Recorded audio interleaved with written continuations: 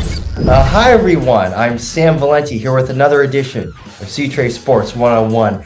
Today I'm joined by a broadcasting legend, one of my personal favorite broadcasters of all time, the voice of my favorite team, the Chicago Cubs.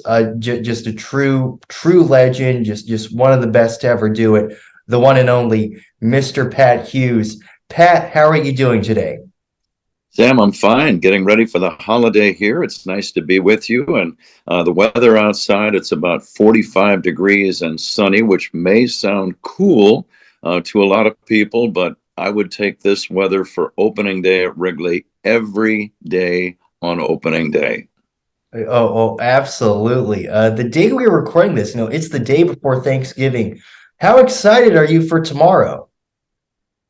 And very much so. We're going to go over to one of the neighbors' houses, and neither of my daughters, unfortunately, can get away. So my wife and I are going to go over and have some dinner at the neighbor's house, and we're looking forward to it. My wife's going to make a bunch of delicious dishes to take with, and it'll be a good time, and we'll probably watch some football. Isn't that what everyone does? Yeah, yes, yeah, of course. What's your favorite Thanksgiving food? My wife makes a broccoli casserole, which is just out of this world. So I would have to say that was the first thing that came to mind. Oh, that sounds delicious. Wow. It God. is. Yeah. It is. Now you're just talking about it, and now it's getting me in the mood for that. Yeah. So it's kind of a strange tradition when you think about Thanksgiving. It's wonderful. It's happy. It's being around people you love and family and all that is great. But this idea of just gorging yourself with food just seems a little unusual to me. And I'm not sure. Maybe that's just me. Yeah, but it will be absolutely a fun day tomorrow. Either way, so we'll see. For the both of us, we'll see what tomorrow brings. Yeah. But so I want to start off here. I want to go all the way back to the beginning. Growing up, did you aspire to be a play-by-play announcer, or was it something else that you wanted to be? Well, I wanted to be a ball player. I was one of those kids who played ball every day, football, basketball, baseball, whatever season it was. We were out there on the playground playing, and I grew up in San Jose, California, so you could play outdoors most every day of the year, and it was great. And but then I got to be about 15, 16, 17. I was a good high school player, basketball and baseball, and I actually played 1 year of college basketball. So I was a good athlete, but not great, and not anywhere close to NBA standard or Major League Baseball. But I had fun. I was on a lot of championship teams. I got to play in the Colt League World Series back in 1971, which was a great thrill.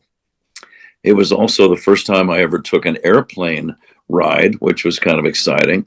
But I wanted to be a player. And then once I got to, like I said, about 17 or 18, I realized I just don't have the skill to play at the professional level. But the next best thing might be to be a play by play man. And I thought that at that time it was the next best thing. And I still think that way all these years later. But I started practicing play by play in every sport: football, basketball, baseball. Take your recording device to a local high school gym or the American Legion baseball field and sit way down in foul territory down the left field line. Turn on the recorder and start doing play by play. That would be my recommendation and suggestion to anybody who wants to do.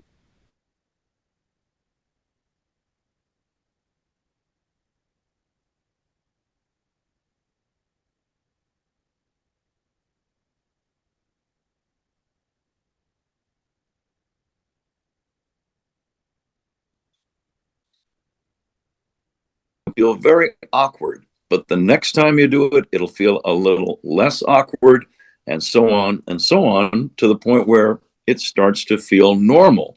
But I would say you have to do at least 100 to 200 games before you feel really comfortable. Yeah. So I kind of want to ask you about what were your favorite memories of I guess playing sports? Are there any like specific games, specific people you remember from those days?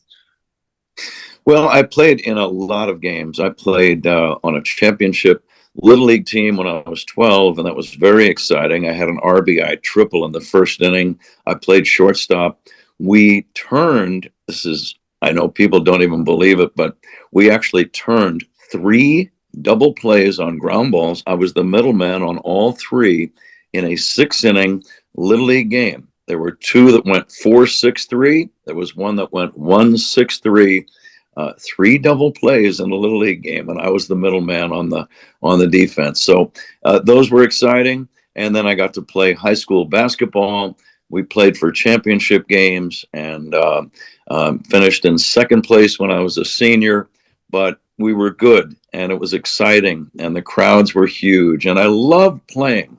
I played football up until high school. I played baseball and basketball through high school, and I was lucky enough to make all conference in both baseball and basketball. So it was fun.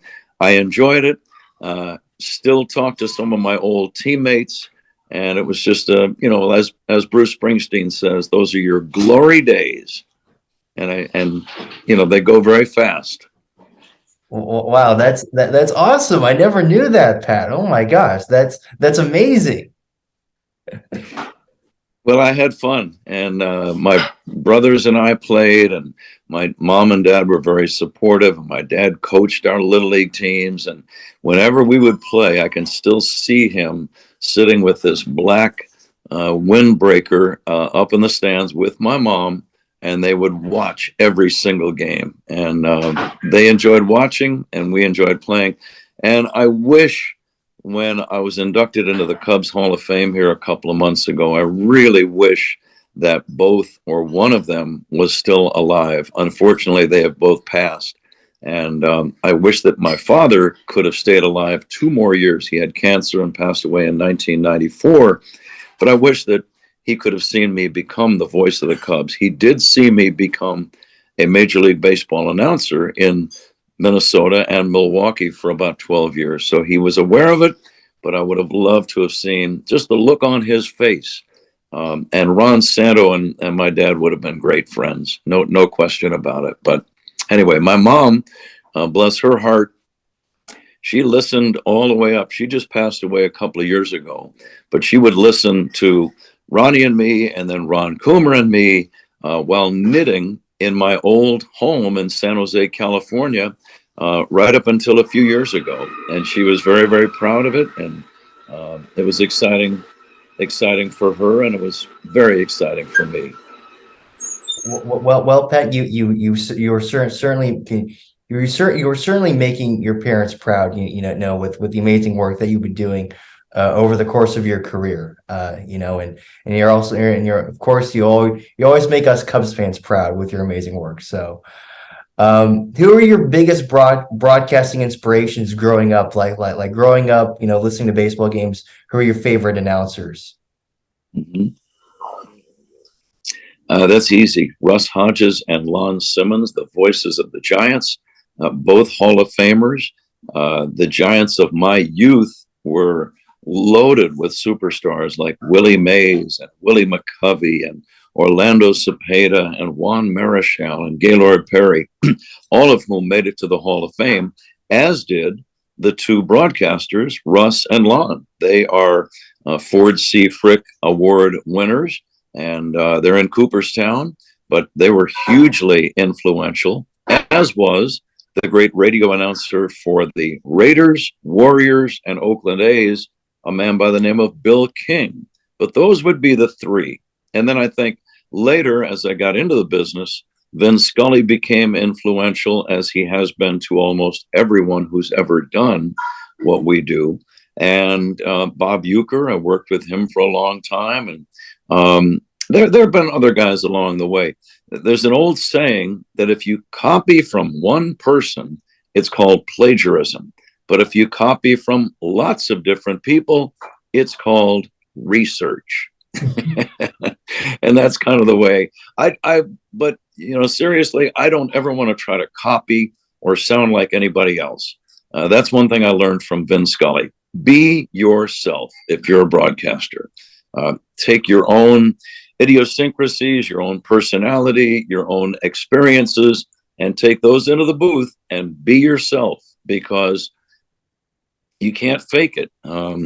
When you're live, as I am every day, speaking extemporaneously with no script, you better be yourself.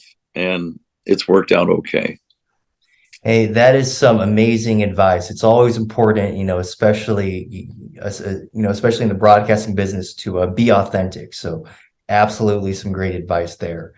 You went to college at San Jose State. What are your favorite memories from those years? And like when you were going there, was there any specific thing for like journalism that you could get involved in, calling games or anything? Absolutely, yes. After playing the 1 year of basketball as a freshman, I started focusing entirely on play-by-play and color. And my older brother, John, he was really the guy that got me started.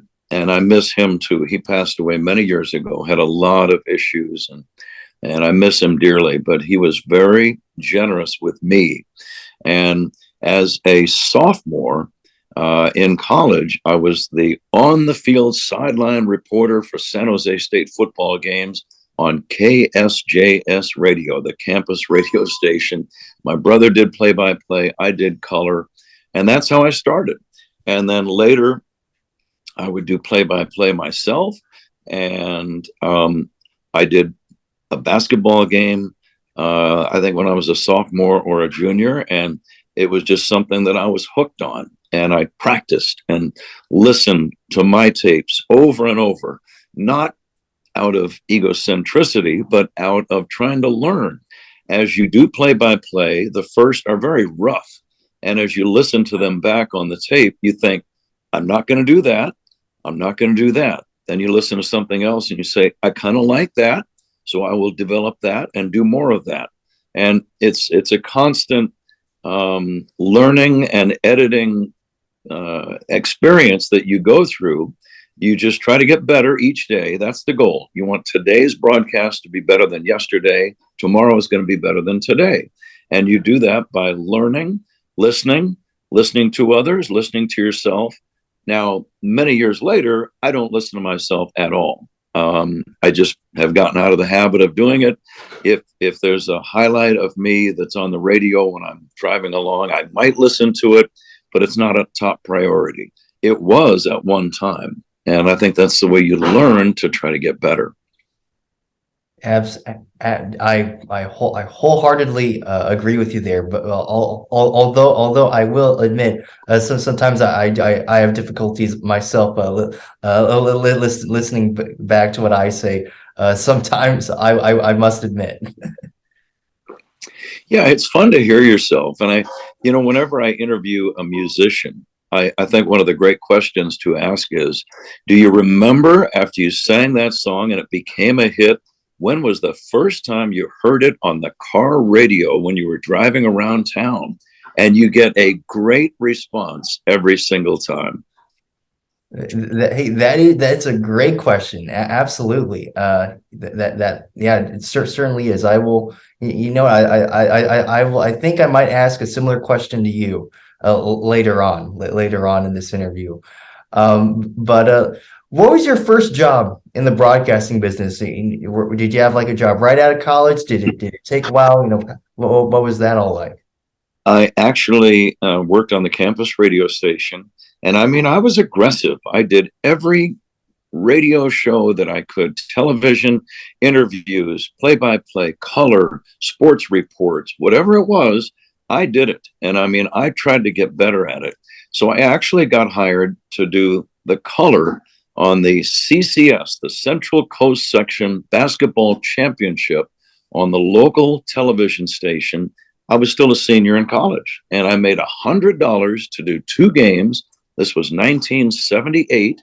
And then I got an extra $50 to help with the editing and the producing of the final product. So $150 It seemed like a lot of money, not a ton of money, but it was better than nothing. Let's put it that way. And I liked the idea of being finally compensated after doing all these games for nothing for years. So that was my start. I was 22. And before the end of my senior season in college, I turned 23 in May. Earlier in May, I was actually hired by the AAA San Jose Missions of the Pacific Coast League, $50 a game. I think we did about 75 games for the year, mainly home games, mainly road games rather, and some home games. But that was my first gig, the radio for the AAA San Jose Missions of the Pacific Coast League. And I got the job because another guy got fired a month into the season, and they were in a panic mode. They needed a guy right away.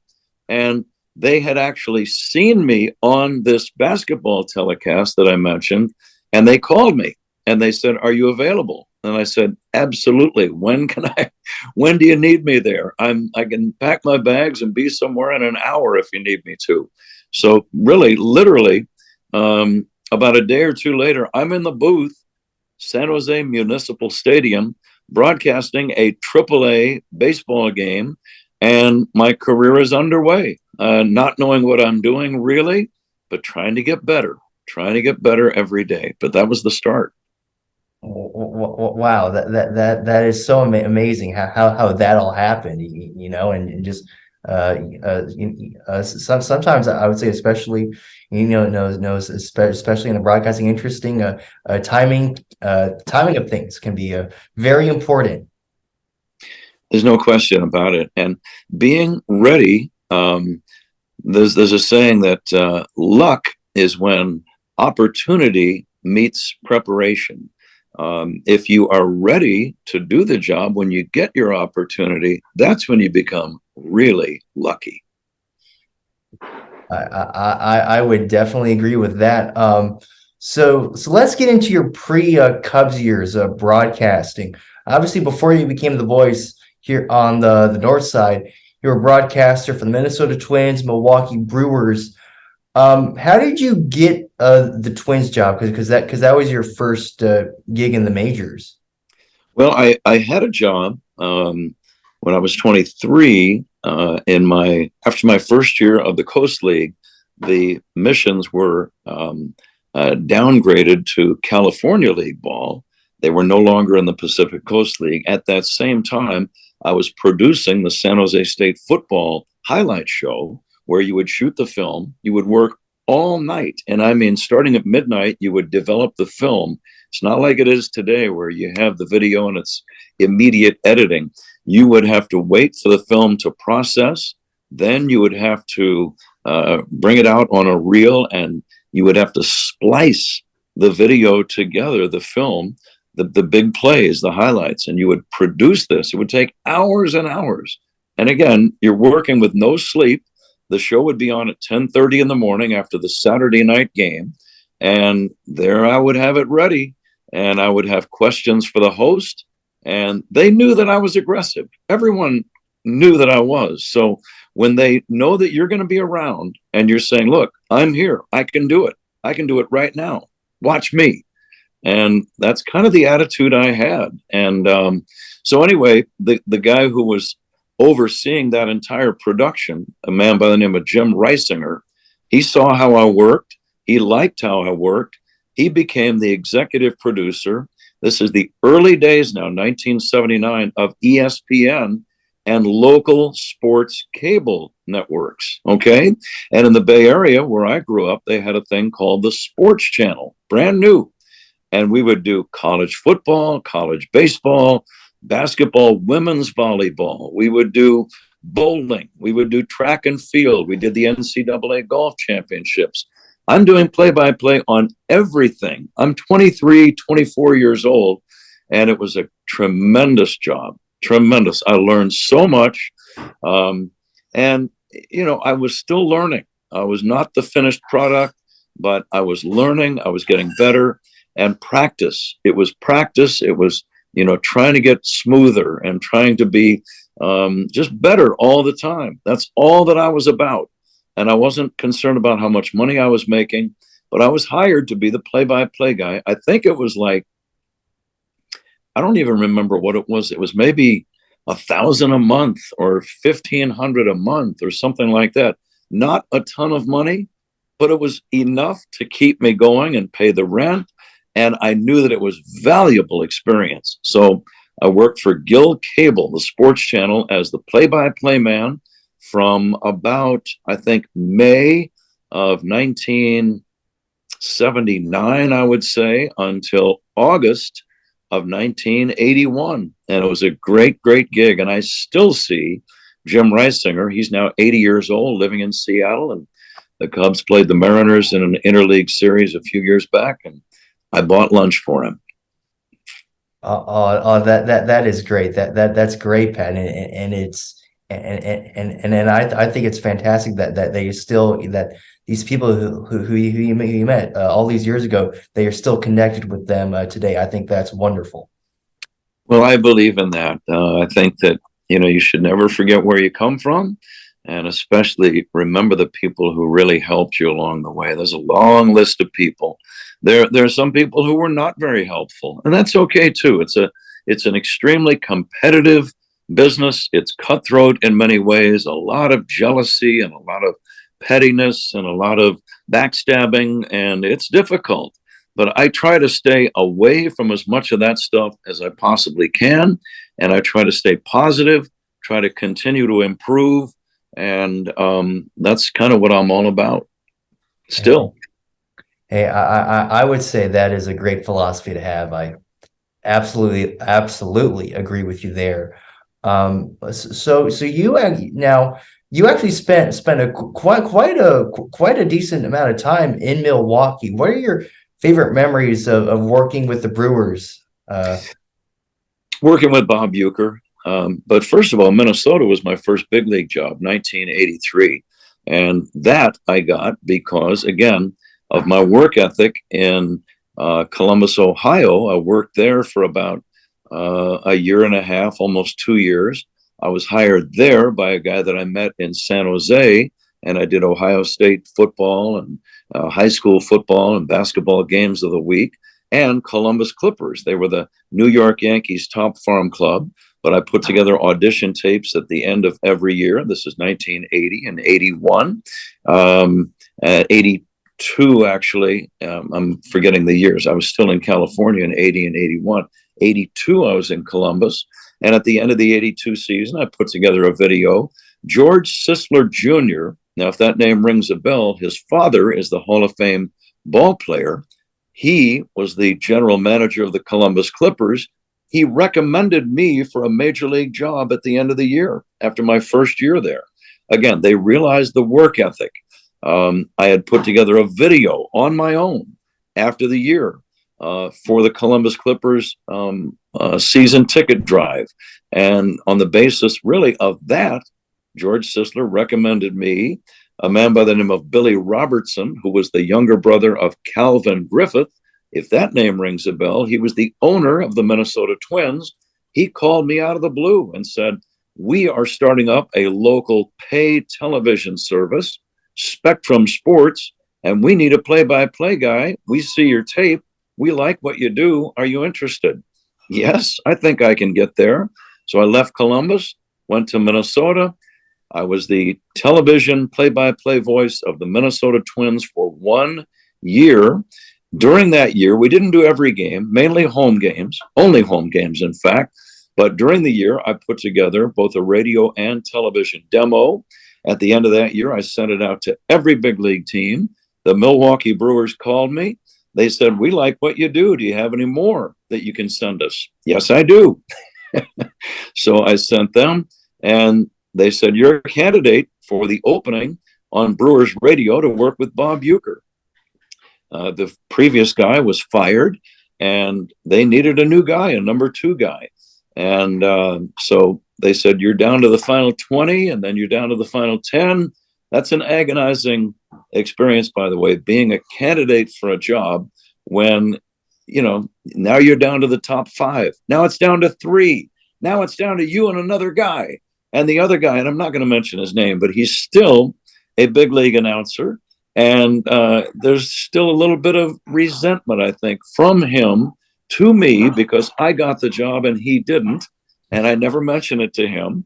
But anyway, I got the job in Milwaukee in '84. I was there with Bob Uecker for 12 seasons. I learned about baseball. But from Uecker, because of his status, I was overshadowed greatly. But it didn't bother me a bit. I was still learning, trying to become a baseball announcer.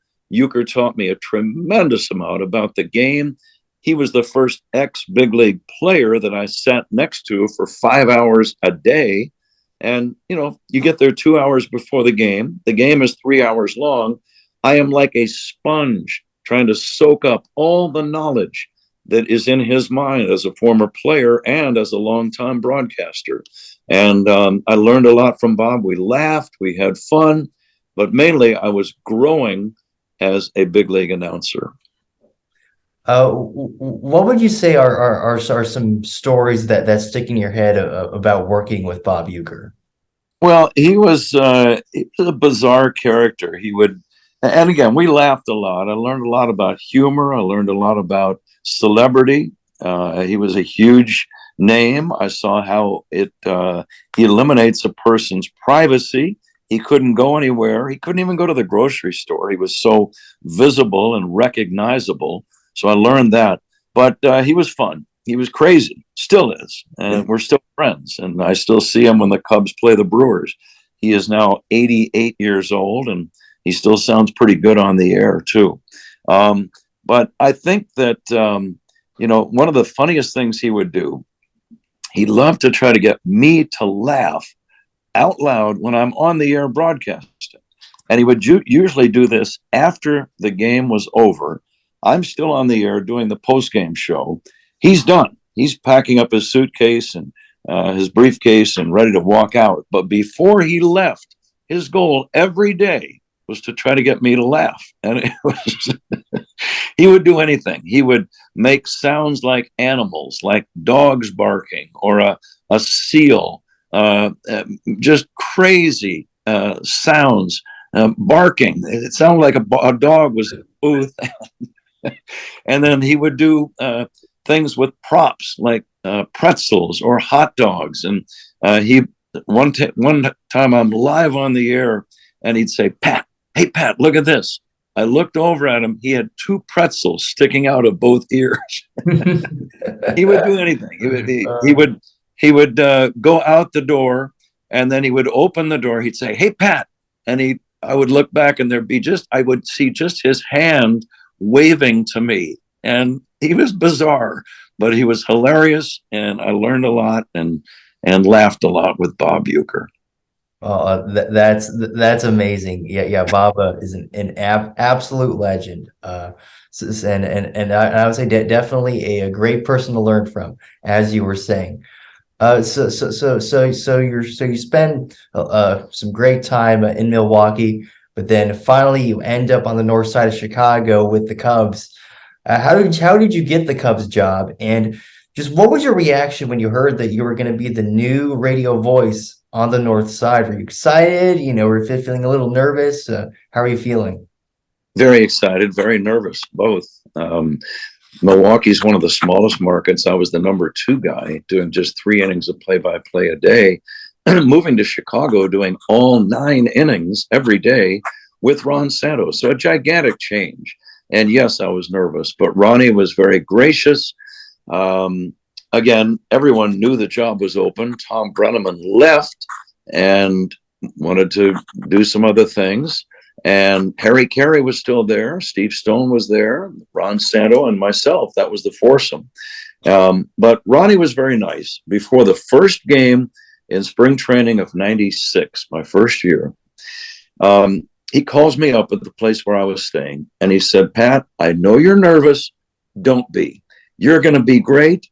We're going to have fun together. You're going to do the play-by-play. I'm going to do the color. We're going to talk baseball. We're going to laugh. We're going to have stories. Everything's going to be fine." This is the night before my first game.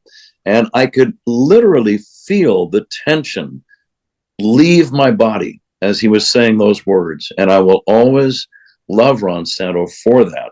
And then the first game, everything went well. And after the first half inning, um, he stands up, he shakes my hand, he's got this big smile on his face, and he says, "Oh boy." And he had the look on his face like a 10-year-old. And it like, "Oh boy, this is going to be great." And I thought, man, if he gets that excited over the first half inning of the Cactus League, wait until we get wait until we get into a pennant race in the regular season. He's going to be out of control. And he was, but he was a good guy to work with. We had lots of fun. Yep, absolutely. The Pat and Ron show, and such an amazing team that you and Ronnie had. And now what's so cool is that when he came to the Cubs, I believe it was November of 1995, and then just a couple years later, it's the home run race in '98 between Sammy Sosa and Mark McGwire. What was it like getting to call Cubs games in that season? Very exciting. I had never experienced anything like it. I had never done a playoff game in Milwaukee. We had some decent teams, but zero playoff games in 12 years there. The first 2 years in Chicago were not great, especially '97. That was horrendous, starting 0-14. So '98 was new and different on many levels. The Cubs were a contender, and all of my calls of Sammy's home runs were being heard coast to coast on radio, some on national television. So Sammy kind of put me on the map in a way. And it was fun. I was sorry to see the season end, to be honest with you. But it was frightening calling some of these things, knowing that if there is history to be made, that not only are they going to be played now, but they're going to be played over and over in the future. And when Mark McGwire hit number 62, I was there to call it, and they still play it, and I still hear it. I could have done better, but I did the best I could, Sam. I would say that's what you've got to do. Be true to your radio audience. Do the best you can. Try to keep yourself under control. You don't want your voice to crack like you're an eighth grader. And give it the drama that it deserves, but try to be under control. And I used those same principles when the Cubs got into their postseason run beginning in 2015. And but I mean, I had done playoff games in '03, '07, '08, and those were all good. But it really got heavy in 2015 and 16, especially with the World Series. But I would say don't ever try to plan out anything word for word. Be true to your radio audience on the final play. Try to keep your voice under control, and try if you can to enjoy the moment. It's nerve-wracking. It's not easy, but it's not supposed to be. Yep, absolutely. Enjoy the moment. Just fantastic advice. I would like to say that actually my personal favorite call of yours is actually from the 2003 NLCS. It's when Sammy Sosa hits a game-tying home run in a game one, and in the ninth, and I believe it ties the game at 8-8. And just I love it when you say, "I don't believe it." It just that call gives me goosebumps, Pat. That's probably my favorite call of yours. It was fun. They still play that at Wrigley every once in a while, and I still hear it. And Sammy was good to me. Now, I didn't know anything about steroids, and I still know very little about them. I don't hang around the clubhouse a lot. Sammy treated me like a king, and I got along very well with him. So I was happy for him. I was happy for the team and for the fans and the organization. I really thought the Cubs were going to win that series. They did lose that game, despite that game playing home. It was a devastating loss, and we had to wait a long time then to get back to a NLCS situation. But it was exciting at the time, and yes, that was a dramatic call, and I think it was off Uget Urbina, if I'm not mistaken. Does that sound right? Yep.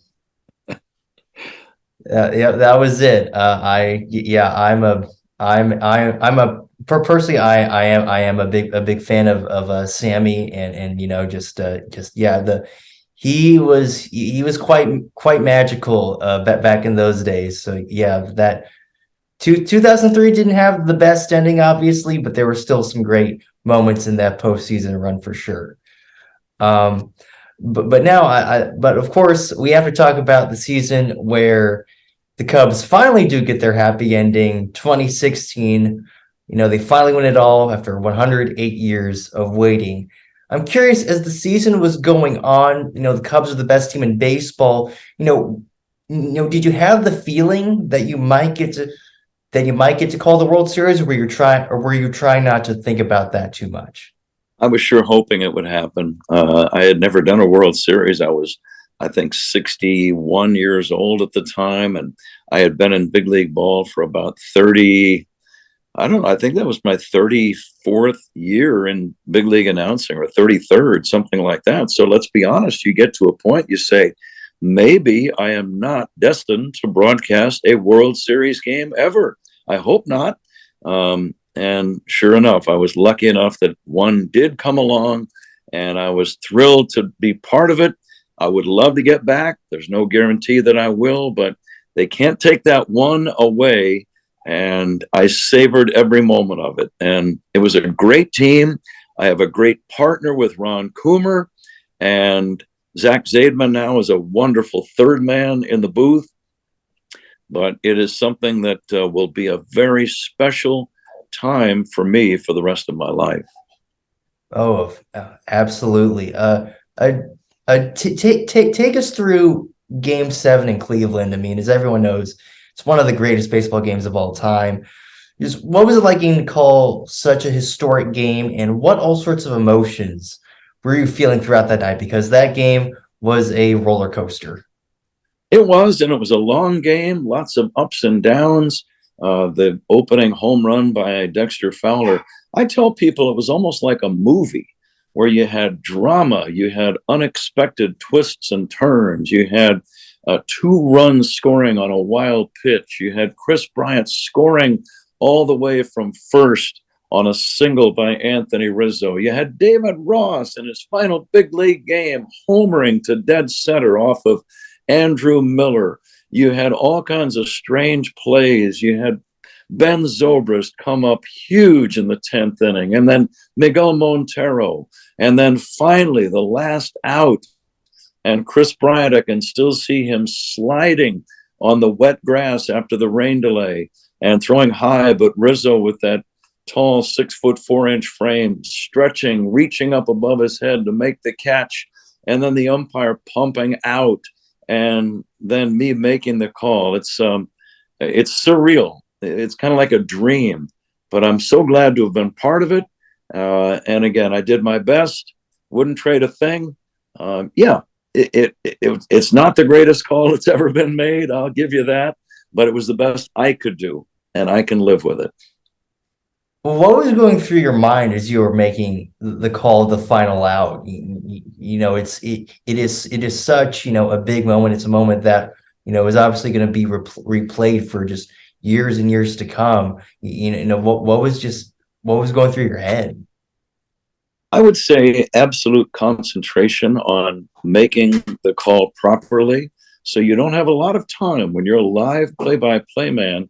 You don't have a lot of time to be thinking, well, gee, how is this going to sound 25 years from now? Or, gee, what should I say? No, you focus on the play.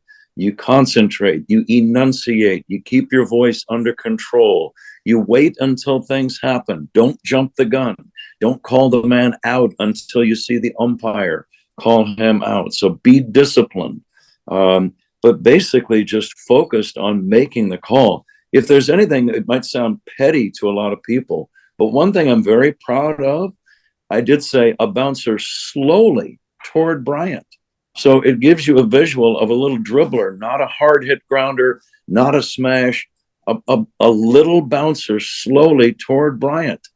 He will glove it and throw to Rizzo. And then I pause to wait to make sure it's in time. and the Chicago Cubs win the World Series. And then talking about the team jumping up and down like a bunch of delirious 10-year-olds. And I was kind of happy to get the word delirious. You don't really hear that word in many sportscasting moments, but that's what it was. It was delirious joy that everyone was feeling. And then the longest drought in American sports is over, in the history of American sports is over, and the celebration begins. I was okay with all of that. Hey! I remember when Rizzo caught that out, and I was going delirious myself. So it was I would say definitely your call is gonna it will live on forever in MLB history for sure. Just and again, this I think the call it's such a great just another great example of you just being so descriptive and giving the fans the visual. You just that's something that I think you do just spectacularly every game.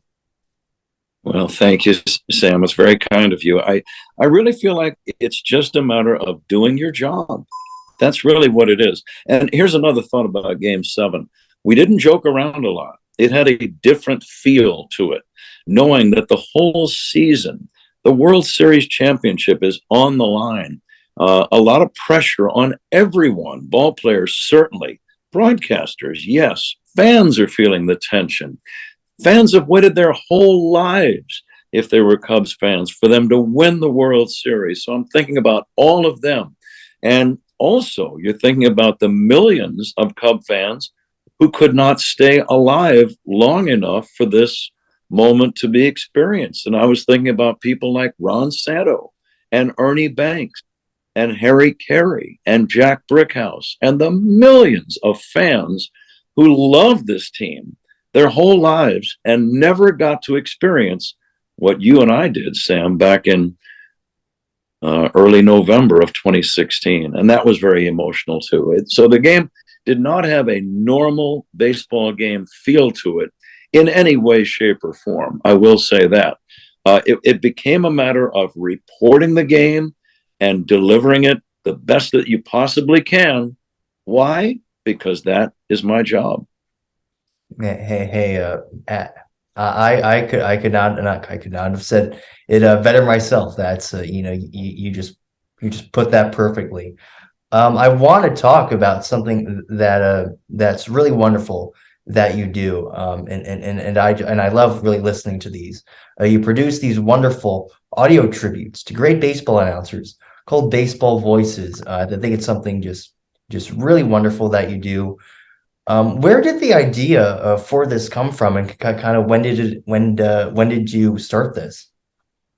I'm not sure exactly when the idea came, but being a baseball announcer, you receive all sorts of complimentary copies of books, CDs, videos, because they want you to promote it on the air and they don't want to pay for advertising. That's the whole idea there. Sometimes you do give the book or the CD or the video a pop, and sometimes you don't. So I receive all these things, and every once in a while I would get a tribute on a baseball announcer. And I would think, well, this is okay, but this is done by a guy who's never been. This has been produced by a guy who's never been an announcer. He's missing the boat here. He's not right there. He doesn't understand this. He could have done this much better. So I thought it was I don't know, about 2005, many years ago. And I was thinking about, I got one of these complimentary copies and I thought, I think I could do this. I really do. I think I could be the producer, the writer, and the narrator. Narrating is a piece of cake. That's what I do for a living. The writing is a challenge. The producing is simply a lot of hard work. But they are commemorative audio tributes to baseball's greatest announcers. So you take any announcer. The first one I had was Jack Buck and Harry Carey. I did those two together. I produced them. I love Jack Buck's call of Ozzie Smith's home run back in 95, where he says, "Go crazy, folks, go crazy." So that was the basis. That was the very first track that I ever produced for Baseball Voices. And then from there, I liked his call of the Kirk Gibson home run. "I don't believe what I just saw. I don't believe what I just saw." Two great, great home run calls by Jack Buck. There's another track. And then you go back to his moments of other great moments of final outs of the World Series, Lou Brock's 3,000th stolen base, Bob Gibson's no-hitter. It helps if you know what you're looking for as a producer before you even begin the project. And I do know, I love baseball history, so I know when I begin a project on any announcer, I know a little bit about the players and the teams and the moments that he's experienced. So those are all going to be tracks. And then you have personal experiences perhaps with these guys. And I have personal experiences with all of the guys that I've done except Red Barber. I think that I have communicated with all of the other guys. Red passed away many years ago, and I never did speak to him, but he was a pioneer, and that's another story. So if then you, and I put these together, I put Jack Buck, the voice of the Cardinals, and Harry Carey, the voice of the fans. I produced these two, put a CD together. It was great expense. I had no idea if anyone was going to find them attractive or desirable at all. But they came out then in the fall of 2006, which happily coincided with the Cardinals winning the World Series. All right. Jack Buck and Harry Carey, the two greatest Cardinal announcers ever. A friend of mine by the name of Dan Caesar, the sports columnist for the St. Louis Post-Dispatch, he really started my project better than anybody. I sent him complimentary copies, just as others had sent me copies in the past. And Dan wrote this beautiful column around Thanksgiving of '06 about the CDs and how much Cardinal fans would love to hear them. Lo and behold, in my mailbox at my special, mail service, there were like 300 orders in the box within 2 or 3 days of this column, and another 100 the next week. And I thought, I have hit something on the money, and people are going to like these. And that's the way it started. And it's turned out to be a great off-season job for me. And I love the CDs. I'm very proud of them. They're a ton of work. The writing I agonize over because I'm a broadcaster. I'm not a writer, but I enjoy it. I'm not that great at it, but I enjoy it. The narration is fun. The marketing is difficult, but it's been a good thing for me to fill up the off seasons for the last 15 or 20 years.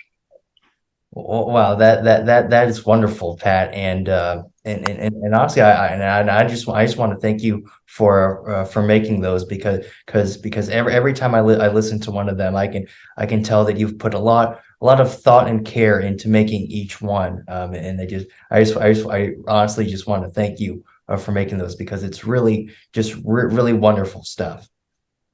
Sam, thank you. It's very kind of you. The website is baseballvoices.com. Baseballvoices.com. I have an appointment here, Sam. I'm going to have to run. Do you have one final question? Yes, I do actually. What is your favorite Chicago food? I really want to know about this. I would say now I'm different than most people.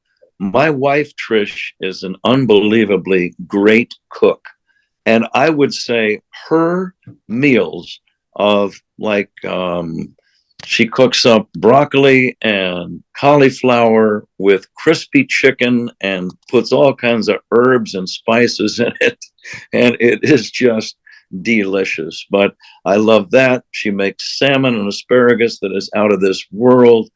So those would be my favorite foods. And I know that there are so many great restaurants here that would not be what most people would say, but that's the first thing that came to mind. My wife, Trish, and some of the dishes she makes. That is my favorite Chicago food.